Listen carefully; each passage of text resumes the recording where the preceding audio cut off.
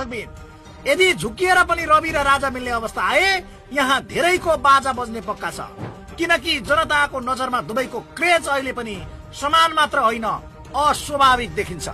ज्ञानेन्द्रले फागुन 25 मै खतराको मिसकल दिइसकेका बेला चैत्र 8 मा आएर रविले पनि लामो जनाउ घण्टी दिएका छन्। रवि राज्यसँग डराएर थुरथुर हुँदै दुलो पसेको भाष्यका बीच शुक्रबार फायर खोलेका उनले क्रान्तिका लागि तयार रहन आह्वान गरेका छन्। रवि र पूर्व राजा नै एक ठाउँमा उभिएर आह्वान गरे आन्दोलनको आँधी आउने कुरा नकार्न सकिँदैन, किनकि उनीहरूमाथि जस्ता सुकै प्रश्न रहे पनि पक्षमा जनमत बलियो छ।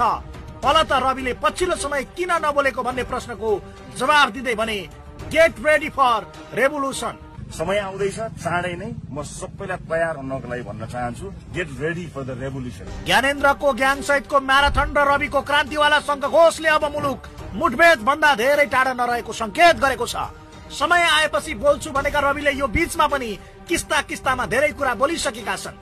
सहकारी ठगी आरोपमा कार्तिक 2 मा प्रहरीले पक्राउ गरेर पोखरा पुर्याउँदा रविले 4 कार्तिकमा अदालत परिसरबाटै देश र जनताको मुक्तिका लागि केपी ओली सरकार ढल्नु पर्ने भनेका थिए।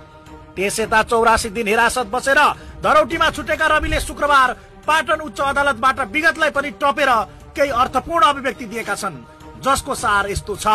नम्बर 1, सरकारलाई जवाफ। मैले बोले भने 2/3 सरकारलाई गाह्रो पर्ला, अहिले बोल्न नलगाउनुहोस्। जुन बेला बोल्छु धेरैको बोल्ती बन्द हुन्छ। सरकार नाङ्गिएको हुनाले लाज छोपिदिन म अदालत घुमिरहेको छु, ठाउँ ठाउँमा पुगिदिनु पर्नेछ। मैले सरकारले नाङ्गिएको हुनाले लाज छोप्नका लागि अहिले अदालतहरुमा घुमिरहेको सरकारको लाज छोपिदिनु पर्नेछ, म ठाउँ ठाउँमा पुग्नु पर्नेछ। नम्बर 2, राजावादीको आक्षेपपछि पत्रकारलाई जवाफ। म आवेग र उत्तेजनामा छैन, म लाइफ लाइनको कुरा गर्दैछु। तपाईँ हेडलाइनमा चिन्तित हुनुहुन्छ। म तपाईलाई हेडलाइन दिन चिन्ता नगर्नुहोस्, म लाइफ लाइनको कुरा गर्दैछु। नम्बर 3, समय आउँदैछ, चाँडै नै सबैलाई तयार रहन भन्न चाहन्छु, get ready for the revolution. समय आउँदैछ, चाँडै नै म सबैलाई तयार हुनको लागि भन्न चाहन्छु, get ready for the revolution. Get ready for the revolution. आजको यो आंशिक संकेतले रवि गुप्त भएर हातमा दही जमाएर नभई सरकारको विरुद्धमा भण्डाफोर गर्न घनीभूत गृह कार्यमा भित्रभित्रै तयारी गरिरहेको बुझ्न कठिन छैन। वर्षामा मुद्दा बाँकी रहेकाले पर्खर हेरेको अवस्थामा रहेका उनले त्यहाँको उल्झन सकिए लगत्तै फ्रन्ट लाइनमा आएर सबैको ब्यान्ड बजाउने तयारी गरेको देखिन्छ, किनकि मुद्दा चलिरहेको भए पनि सबैसँग बदला लिनुपर्ने मनसायमा रवि छन्। सरकारका विरुद्धमा राजावादीले मोर्चाबन्दी गरेर आन्दोलन छेड्ने तयारी गरेकै बेला रविको आह्वानले उनीहरूलाई बल पुगेको छ। जनता र नयाँ पुस्तामा उत्तिकै लोकप्रिय रहेका काठमाडौँ महानगरका मेयर बालिन शाह समेत पछिल्ला गतिविधि बारे बोलेका छैनन्, तर सत्ता शासकसँग उनको पनि फरक मत छ। यिनीहरूबाट देश बन्दैन भन्ने लाइनमै रहेका उनले पनि आह्वान गरे आन्दोलन झन चर्किने जोखिम छ। यद्यपि राजावादीको प्रदर्शनलाई प्रभावित पार्ने गरी सत्ता पक्षले समेत सडकमा मास ओह्राल्ने तयारी गरेको छ।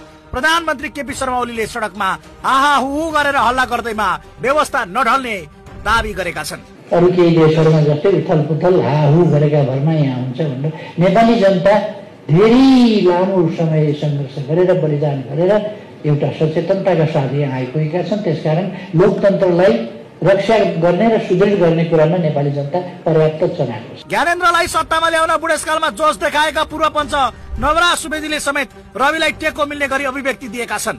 रवि लामिछानेलाई दौडाई दुःख दिने, उही सरहको अरू व्यक्तिहरूलाई चाहिँ केही पनि नगर्ने, यो ठिक हो त? ठिक भएन नि। रविलाई अहिले राजावादी भएको आरोप लागे पनि उनले किता क्लियर गरेका छैनन्। यद्यपि उनकै पार्टीका पूर्व महामन्त्री मुकुल ढकालको आरोपलाई मान्ने हो भने पार्टी खोल्नु पूर्व नै रविले पूर्व राजा ज्ञानेन्द्र शाहलाई भेटेर यसबारे छलफल गरेका थिए। यसले पनि उनको राजाप्रति केही झुकाव हुन सक्ने आकलन छ। एमाले कांग्रेस सरकारले प्रतिशोध साँधेर आफूमाथि हम्मर हानेको बुझेका रविले पूर्व राजाबाट हरियो संकेत पाए धेरै पछि नहट्न सक्छन्।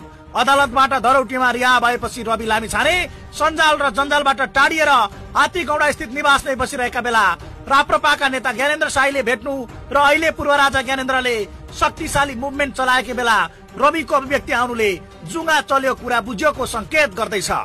पूर्व राजाले निर्मल निवासको द्वार खोलेकै बेला गुप्त भएका रविले पनि आफ्नो तपस्या भङ्ग गरेर मौनता तोड्नु संयोग मात्रै नहुन सक्छ। काठमाडौँ जिल्ला अदालतको आदेश विरुद्ध पुनरावेदन गर्न उच्च अदालत पाटन पुगेका रविले खरो अभिव्यक्ति दिएका हुन्। काठमाडौँको स्वर्णलक्ष्मी सहकारी ठगी मुद्दामा माघ 3 गते काठमाडौँ जिल्ला अदालतले रविलाई 60 लाख धरौटीमा रिहा गरेको थियो। लामिछानेले धरौटी माग गरिएको उक्त आदेश चित्त नबुझेकोले साधारण तारिखमा बसी मुद्दाको पूर्वपक्ष गरी पाऊ भनी उच्च अदालतमा आज निवेदन दर्ता गराएका छन्। उनले चितवनको सहारा चितवन सहकारी सम्बन्धी मुद्दामा पनि उच्च अदालतमा निवेदन दिने तयारी गरेका छन्।